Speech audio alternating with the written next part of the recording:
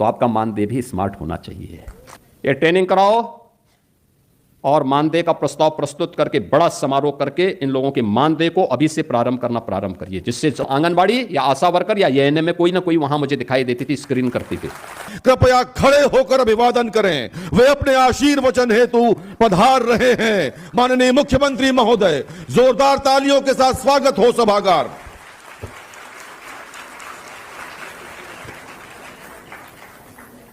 भारत माता की, भारत माता की।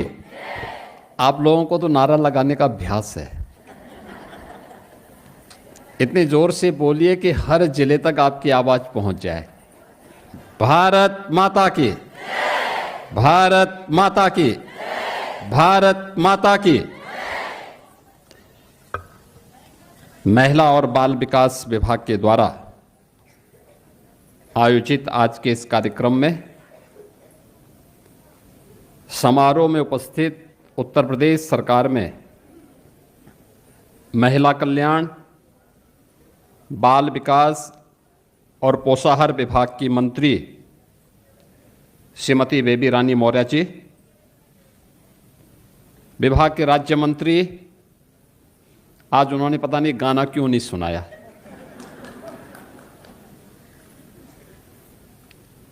श्रीमती प्रतिभा शुक्ला जी, लखनऊ की महापौर श्रीमती सुषमा खड़गवाल जी, आज के इस समारोह में उपस्थित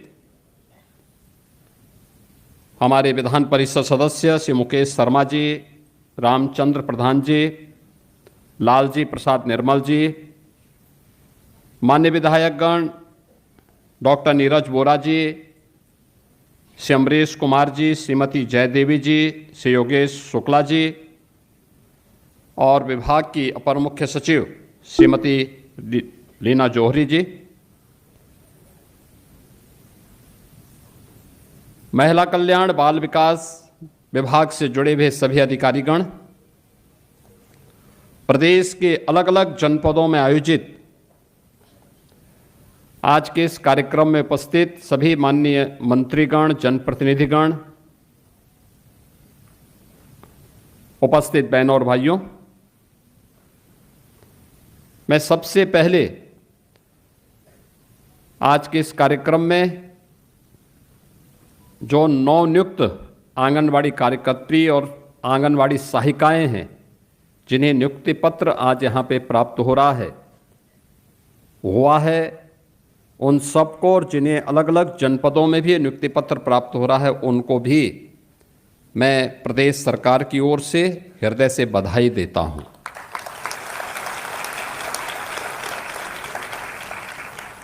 एक बहुत प्रतीक्षित कार्यक्रम, मैं पिछले 4 वर्ष से विभाग के पीछे पड़ा हूं कि हर आंगनवाड़ी कार्यकर्त्री के पास स्मार्टफोन होना चाहिए। वे जो मेहनत करती हैं, वे रियल टाइम डाटा समय पे हमें नहीं मिल पाता है और समय पे डाटा अपलोड न होने के नाते हमारी रैंकिंग कम रहती है। इसलिए आवश्यक है कि स्मार्टफोन देना और स्मार्टफोन में उन्हें पारंगत करना, उसका प्रशिक्षण देना। और आज मुझे प्रसन्नता है कि स्मार्टफोन वितरण का कार्यक्रम भी लखनऊ में भी मैंने संपन्न किया है। हर जनपद में ये कार्यक्रम इसके उपरांत वहाँ पे आयोजित होना है। इसके लिए मैं आप सभी आंगनबाड़ी कार्यकर्त्रियों को, सभी बहनों को हृदय से बधाई देता हूँ, अपनी शुभकामनाएं देता हूँ। इसके साथ ही आज यहाँ पे आंगनबाड़ी केंद्र भवन के नवीन डिजाइन का भी विमोचन हुआ है। देखिए आपकी भूमिका कितनी बड़ी और बढ़ने वाली है। राष्ट्रीय शिक्षा नीति में 3 वर्ष से 5 वर्ष के बच्चों के लिए भी आंगनबाड़ी केंद्र में ही प्री प्राइमरी स्कूल का संचालन होना है। और इसके लिए उस प्रकार की सुविधा देने की कार्रवाई के लिए आज उसके डिजाइन का भी और कुछ के शिलान्यास के कार्यक्रम को भी हम आगे बढ़ा रहे हैं। इससे पहले 27,000 ऐसे केंद्र आंगनबाड़ी के लिए जो पहले बेसिक शिक्षा एजुकेशन में चलते थे, आज उनके लिए 200 केंद्र बनने के कारण वे भी आंगनबाड़ी को उपलब्ध करवाए जा रहे हैं। यानी आंगनबाड़ी और प्री प्राइमरी उस बच्चे को बचपन से लेकर के 6ठी क्लास यानी 6 वर्ष की उम्र तक एक केंद्र के रूप में विकसित करने की भूमिका, और इस महत्वपूर्ण भूमिका के लिए ही प्रधानमंत्री जी ने हर आंगनबाड़ी कार्यकर्त्री और आंगनबाड़ी सहायिका को उनकी भूमिका को देखते हुए आपको उपाधि दी है कि यशोदा मैया ने जो भूमिका का निर्वहन कृष्ण कन्हैया के लिए की थी, वही भूमिका आज के परिप्रेक्ष्य में आपकी है।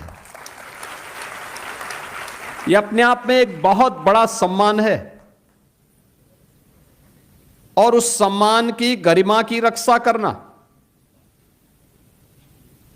उसके अनुरूप देश के भविष्य को गढ़ना, उसको तराशना, आगे बढ़ाना, उसकी नींव को मजबूत करना, ये महती जिम्मेदारी आपके ऊपर। और इसके लिए आज उसके डिजाइन का विमोचन करने के साथ ही आज यहां पे 702 आंगनबाड़ी केंद्रों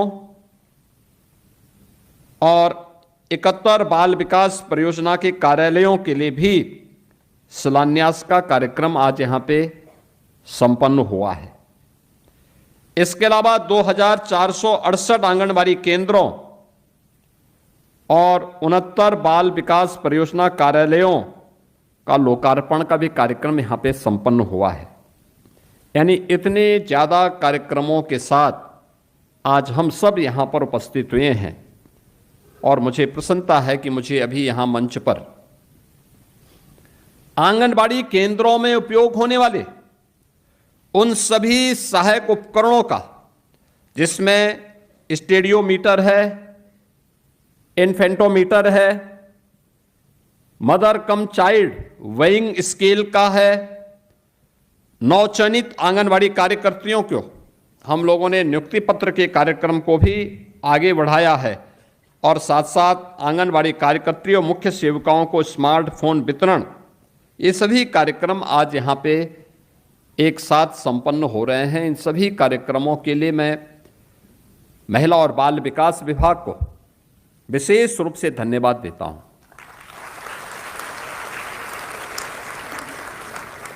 मैं इसलिए भी धन्यवाद देता हूं क्योंकि यह भारत के भविष्य को संवारने का प्रधानमंत्री जी के विजन पर एक चलाया जाने वाला एक अभियान है।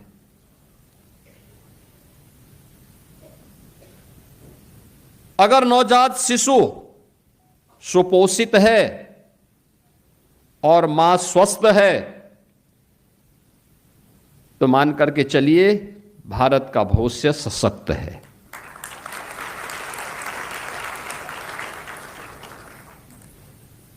और इसी के लिए पिछले 9 वर्ष के अंदर डबल इंजन सरकार ने अनेक कदम उठाए हैं और उस कदम के सारथी हैं आप।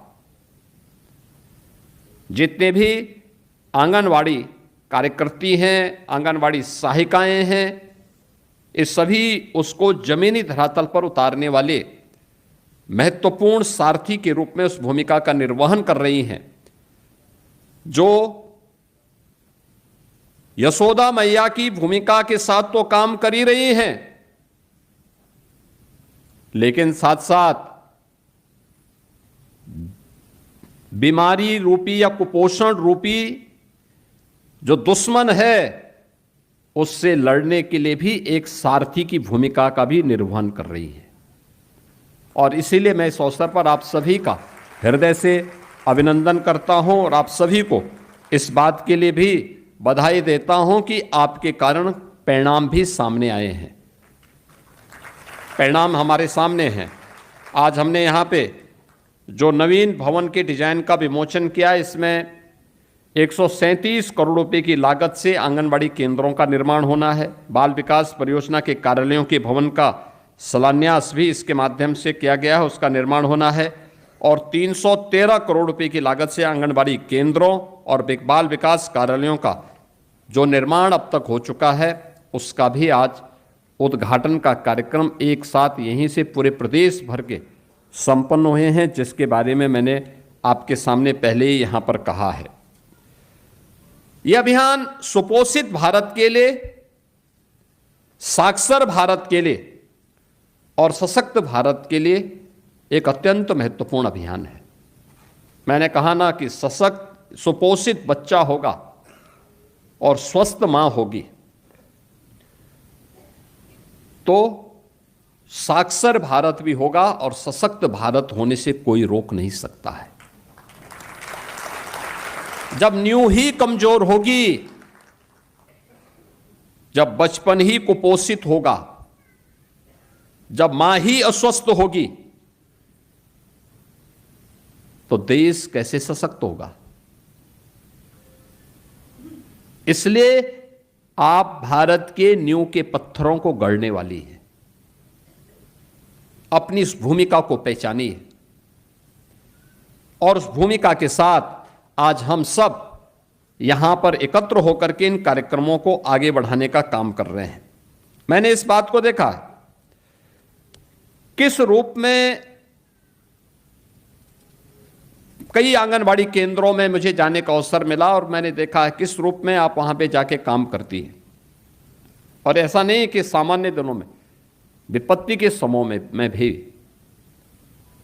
कोरोना कालखंड के अंदर मैंने आंगनबाड़ी आशा बहनों और एएनएम के द्वारा जो कार्यक्रम चलाए जा रहे थे उनको बहुत नज़दीक से देखा है। और मुझे लगता है कि फ्रंट लाइन के रूप में जो हमारा फ्रंट लाइन वर्कर थे, जो स्वयं तो कोरोना जैसी महामारी से अपना बचाव कर ही रही थी, लेकिन अन्यों को भी बचाने का काम कर रही थी। स्क्रीनिंग के कार्यक्रम के साथ साथ वहाँ पर उस प्रकार की सुविधा पहुँचाने के लिए उस समय का वह दृश्य अत्यंत भावनात्मक था, क्योंकि जब दुनिया पस्त थी तब ये हमारे फ्रंट लाइनर जो वर्कर थे, आंगनबाड़ी, आशा और एएनएम, ये स्क्रीनिंग के साथ घर घर जाकर के इस पूरे कार्यक्रम को आगे बढ़ा करके राष्ट्रीय स्तर पर कोविड प्रबंधन के प्रधानमंत्री जी के विजन को जमीनी धरातल पर उतारने का काम कर रही थी। और इसीलिए हम बार बार इन सभी कार्यक्रमों के प्रति बार बार हम लोग हमेशा इस बात बारे में कहते हैं कि वह एक अच्छा कार्यक्रम था और उन कार्यक्रमों को हम लोगों ने बहुत अच्छे ढंग से सफलतापूर्वक आगे बढ़ाने का परिणाम क्या था कि इतनी बड़ी आबादी के राज्य में कोविड का बेहतरीन प्रबंधन करके हम लोगों ने ज़्यादा से ज़्यादा लोगों के जान को बचाने का काम किया है।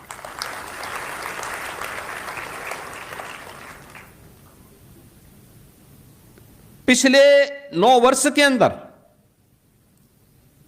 संभव अभियान के तहत, जिसके बारे में मंत्री जी अभी यहां चर्चा कर रही थी, उसमें हम लोगों ने 1,70,00,000 से अधिक बच्चों को स्वास्थ्य स्क्रीनिंग के साथ जोड़ा। 1.5 लाख बच्चों में से 80% से अधिक बच्चे अभियान की अवधि के अंदर ही कुपोषण से मुक्त होकर के सुपोषित हुए हैं। आप सोचो कितना बड़ा काम हुआ। 1.5 लाख बच्चे जो कुपोषित थे वे सुपोषित हुए हैं। और स्टंटिंग जो बौनापन है 48% से घट करके 37% हो गया है, यानी 11% की उसमें कमी आई है। लेकिन ये डाटा मोबाइल फोन के माध्यम से अपलोड समय पे होगा तो नेशनल जो रैंकिंग होगी उसमें उत्तर प्रदेश की ग्रोथ होगी, उत्तर प्रदेश भी उसमें बढ़ोतरी लेता हुआ दिखाई देगा।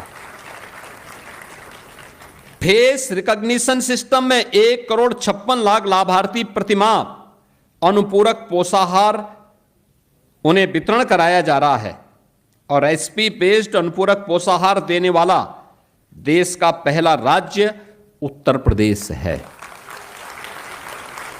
35 लाख बच्चों को प्रतिदिन प्रोटीन कैलोरी युक्त हॉट कुक मील उपलब्ध करा, यानी गर्म भोजन, पौष्टिक भोजन उन्हें उपलब्ध करवाने का काम भी आज प्रदेश के अंदर 35 लाख बच्चों के लिए उपलब्ध करवाने का कार्य भी सफलतापूर्वक आगे बढ़ा है। और अगर आज को देखना है, जो एक कार्य, जो आप उपलब्धि की बात कर रहे थे, जिनके बारे में मैंने भी और हमारे दोनों मंत्रियों ने भी अभी बात कही है, क्या ये 17 के पहले संभव था? नहीं, क्योंकि 17 के पहले तो जो एक पोषाहार था ना, इसका वितरण कौन करता था? उत्तर भारत का जो सबसे बड़ा शराब माफिया था, उसको सरकार ने पैसा लेकर के ठेका दे रखा था और वही तय करता था, वही ये तय करता था। मैं बहुचक था जब 17 में सरकार बनी, तो मैं इस बात को लेकर के बहुचक था कि जो सबसे बड़ा शराब माफिया है वह महिला और बाल विकास विभाग में भी घुसा हुआ है। जब मुझे जानकारी मिली, मैंने कहा भाई ये तो शराब माफिया है, शराब माफिया का यहां क्या काम? लेकिन नहीं, सब काम वही करता था, रेसिपी वो तय करता था, कहीं पहुंचता था कहीं नहीं पहुंचता था। इतना खराब गुणवत्ता देखने को मिलती थी कि खाने की स्थिति नहीं होती थी किसी की, और इसीलिए तो यूपी बीमारू था। ये बीमारूपन का जब बचपन ही कुपोषित हो तो राज्य को तो बीमारू होना ही होना था। ये पाप कौन करता था? ये लोग, वही पाप करने वाले लोग हैं जो जाति के नाम पे समाज को बांट करके समाज की सुरक्षा में भी सेंध लगाने का काम करते हैं। और महिलाओं और व्यापारियों की सुरक्षा में सेंध लगाने वाले गुंडों की एक फौज उनको चाहिए, उन गुंडों को लूटने की छूट उनको चाहिए, और इसलिए उनसे उम्मीद करना कि वे काम कर पाएंगे, ये अपने आप में एक दिवा स्वप्न जैसा है। आधार किट के रूप में 897 बाल विकास परियोजनाओं में 5 वर्ष से छोटे बच्चों पर आधार, ब्लॉक पर निःशुल्क, ये सभी बनाने की कार्रवाई वहां पर उपलब्ध करवाने के कार्य भी किए जा रहे हैं। बचपन से ही हम उन बच्चों को इसके साथ जोड़ें, पता लगना चाहिए, आधार लिंक हो। और आज यहां पे हम लोगों ने तमाम प्रकार की परियोजनाओं को भी आगे बढ़ाने का काम किया है। आज मैं इस अवसर पर आप सबसे इस बारे में कहूंगा, ये जो कुछ भी आज आपको 23,647 आंगनबाड़ी केंद्रों में सक्षम आंगनबाड़ी केंद्र के रूप में जो विकसित किया जा रहा है, जिसमें LED TV, RO water, nutrition garden, pre school kit, ये सभी विकसित हो रही है। आंगनबाड़ी केंद्र अब दिखेंगे, और अगर स्मार्ट आंगनबाड़ी केंद्र होगा तो आपका मानदेय भी स्मार्ट होना चाहिए, होना चाहिए ना। और इसी के लिए हम लोग आज आए हैं बोलने के लिए कि मैंने विभाग से कह दिया है, अति शीघ्र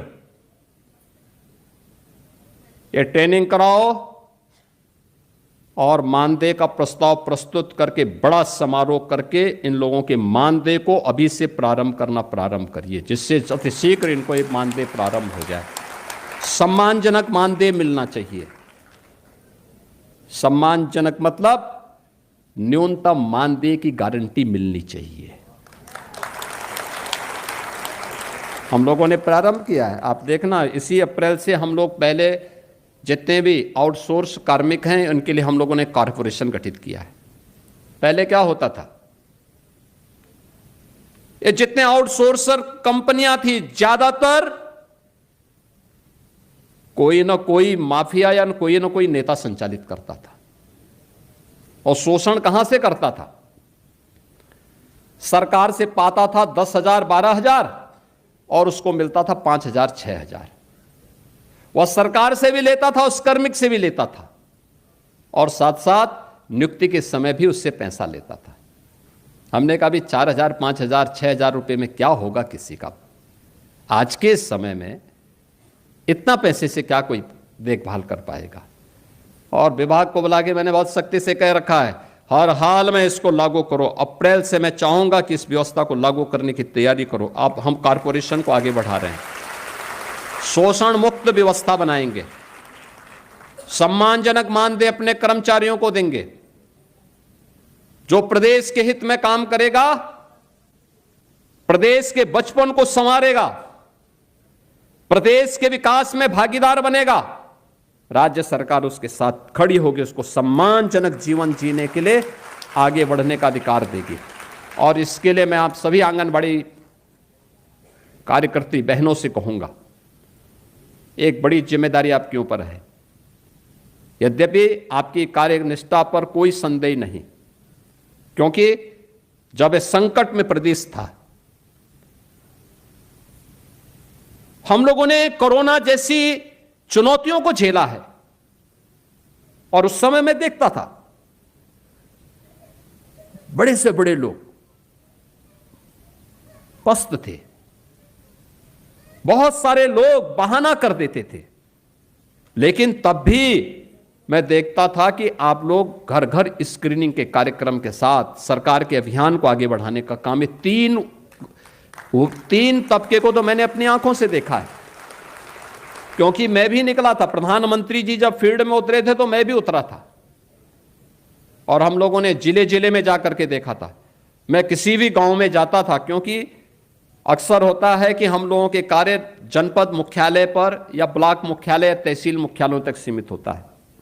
लेकिन कोरोना के दौरान मुझे लगा कि कुछ लोगों ने कहा गांव में बीमारी है, हमने कहा शहर के साथ साथ गांव में भी जाएंगे। तो मैं गांव गांव में भी उतरा, गांव गांव में भी गया। कई कई किलोमीटर हमें सड़क मार्ग से चलना पड़ा, और मैं देखता था, जब मैं किसी गांव में अचानक जाता था तो मुझे ये 3 वर्ग में से कोई एक देखने को मिलता था, या तो आंगनबाड़ी या आशा वर्कर या एएनएम में कोई ना कोई वहां मुझे दिखाई देती थी, स्क्रीन करती थी। तो ये जो चुनौती का मुकाबला उस समय आप लोगों ने किया है, उसके कारण सरकार के मन में भी है कि नहीं, इनको उसी प्रकार से सम्मान भी मिलना चाहिए, आगे बढ़ना चाहिए, प्रक्रिया आगे बढ़नी चाहिए। और आज इसलिए स्मार्टफोन आपको उपलब्ध करवाया गया है। ये आपके कार्य पद्धति को और अच्छा बनाएगी, यानी आंगनबाड़ी केंद्र स्मार्ट केंद्र भी बनेगा। आपके कार्य में भी वह स्मार्टनेस दिखनी चाहिए।